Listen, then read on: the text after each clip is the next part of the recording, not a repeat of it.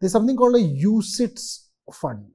It's a pass-through ETF that invests directly further onto US ETFs.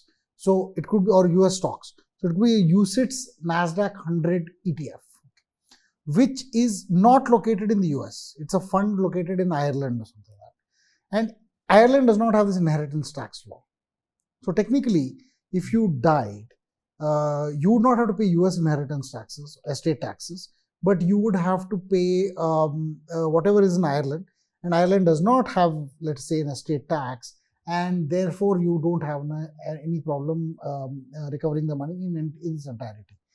For a while, UCITS based ETFs were not allowed for Indians. It was in Ireland open only to Europeans. But now I think they've expanded the scope of UCITS, some of these UCITS ETFs, and you can invest in them as well.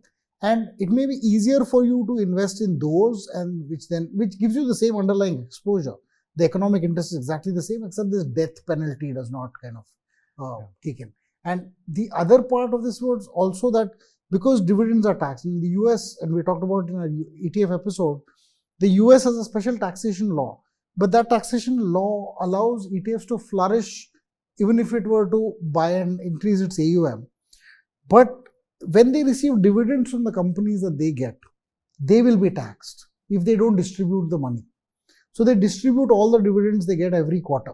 So you take any ETF in the US, it's almost always distributing its income every quarter or every year.